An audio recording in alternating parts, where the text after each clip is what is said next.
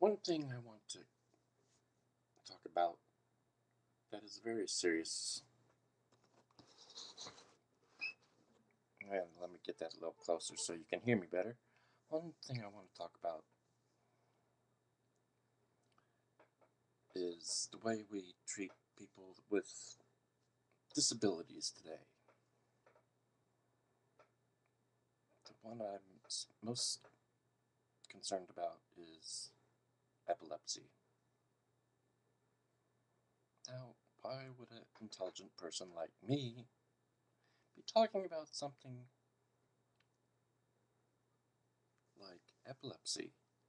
Oh my gosh, what is he? Well, guess what, folks? I'm an epileptic. Yes, it's true, and I'm not ashamed to admit it. First off,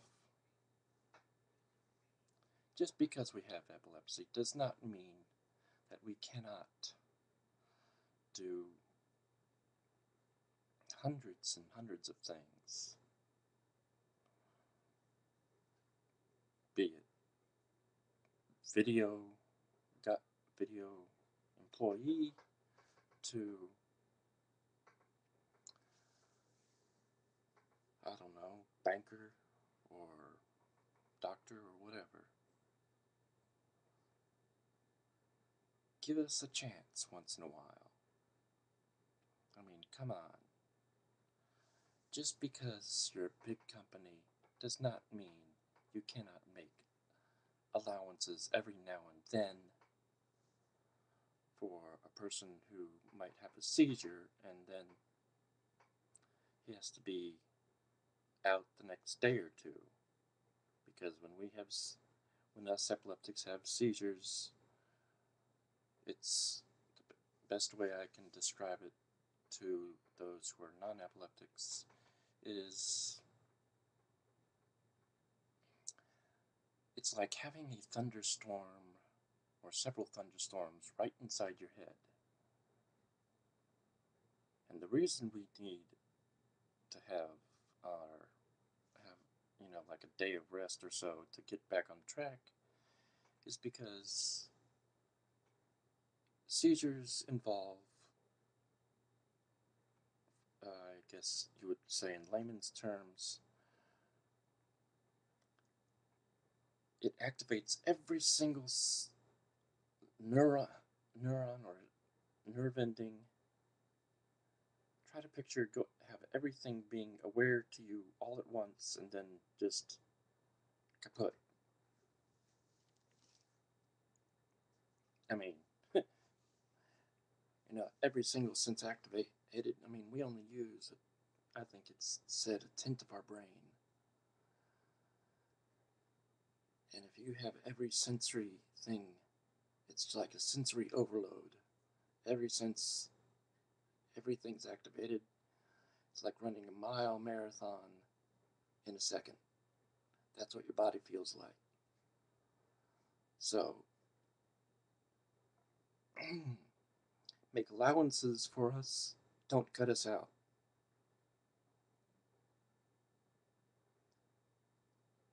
A good example of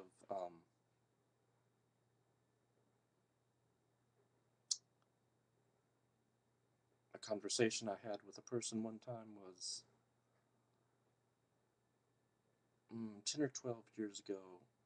My wife was the head of this church group over at William and Mary, and she invited me to come along. Well, they all, were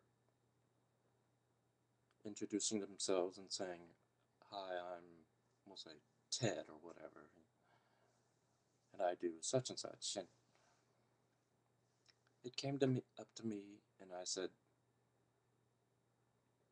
"My name is Chris, but Paul is my fiance, and I'm an epileptic." One guy immediately said, "You don't look like an epileptic," and he apologized for it later. But so I just came back with saying, "What does an epileptic look like?" Think about it. You can't tell by looking at at a person if they're epileptic or not. I know there's this common idea that we're or have these huge heads or something. No.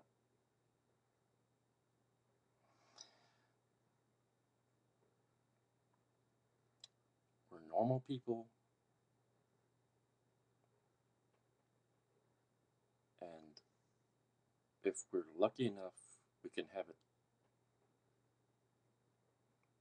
controlled by way of medication. But give us a chance. Don't just say, oh, you're epileptic? I'm sorry.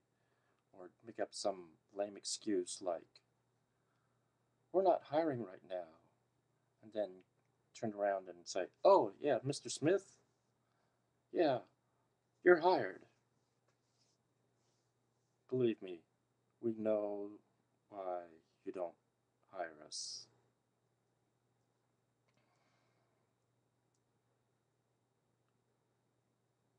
I just would like to get it out in the open because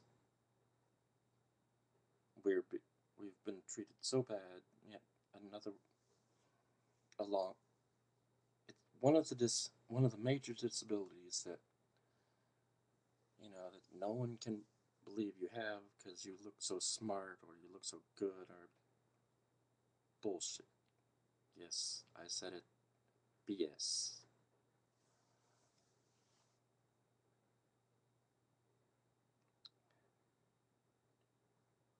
And there are more of us than you may realize. So look out, world. Here we are. It's not here we come because we're already here. As a matter of fact, and this is maybe not well known, but back in the 1700s, people thought we had were possessed or whatever, and sometimes they would have exorcisms for a person with epilepsy. Sometimes they would even try to use leeches to suck out the bad blood. Ugh, bad blood. Can you imagine having a bleach put on your body? I don't think so. No. So anyway, I wanted to get that out.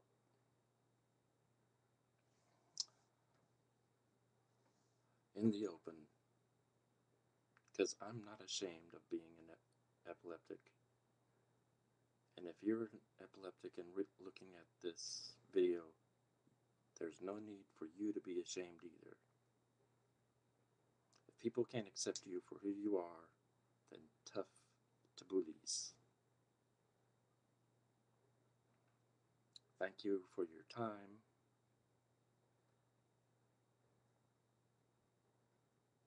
Goodbye for now.